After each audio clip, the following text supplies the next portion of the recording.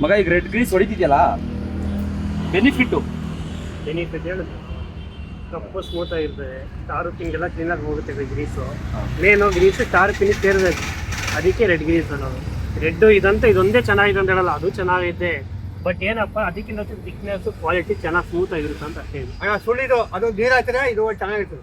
ಅದು ನೀರಾಗುತ್ತೆ. ಅಂದ್ರೆ ಇನ್ನೊಂದೇ ಅಂದ್ರೆ ಈಗ ಎಷ್ಟೋ ಜನ ಅನ್ಕೊಂಡಾರೆ ವೈಟ್ ಗ್ರೀಸ್ಗೆ ಕಲರ್ ಮಿಕ್ಸ್ ಮಾಡ್ತಾರೆ ಅಂತ. ಬಟ್ ಇಲ್ಲಿ ಕಲರ್ ಮಿಕ್ಸ್ ಇಲ್ಲ ಅಂತವನೇ ಗೊತ್ತಿಲ್ಲ. ಒಂದ್ಸರಿ ನಾವು ರೆಡ್ ಗ್ರೀಸ್ ಹೊಡ್ಸೋಣ, ನೆಕ್ಸ್ಟ್ ಟೈಮ್ ನೋಡೋಣ ಎಷ್ಟು ದಿನ ಬರ್ತದೆ ಗ್ರೀಸ್ ಅನ್ನೋದು ಗೊತ್ತಾಗುತ್ತೆ. ಈಗ ನೋಡ್ ಮಗ, ಈಗ ನೋಡಿ ಗ್ರೀಸ್ ತುಂಬಾನೇ, ಅದು ತೋರ್ಸೋದು ಒಂಚೂರು.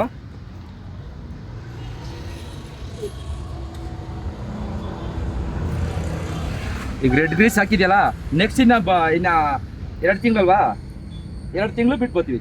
2 ತಿಂಗಳು ಬನ್ನಿ, 2 ಇಲ್ಲ 3 ತಿಂಗಳು ಬರ್ತೀವಿ. ಬಟ್ ನನ್ನ ಕೆಲಸದಲ್ಲಿ ನನಗೆ ನಂಬಿಕೆ ಐತೆ, ನಾನು ಯಾರಿಗೂ ಮೋಸ ಮಾಡಲ್ಲ. ನಿಯತ್ತು ಕಾಸಿಸ್ಕೊಳ್ಳೋದು, ನಿಯತ್ತ ಹೊಡಿತೀನಿ ನೋಡ್ರಿ, ನಿಯತ್ತ ಕೆಲಸ ಮಾಡ್ತೀನಿ, ನಿಯತ್ತ ಕಾಸು ಇಸ್ಕೊತೀನಿ ಅಂತಾನೆ.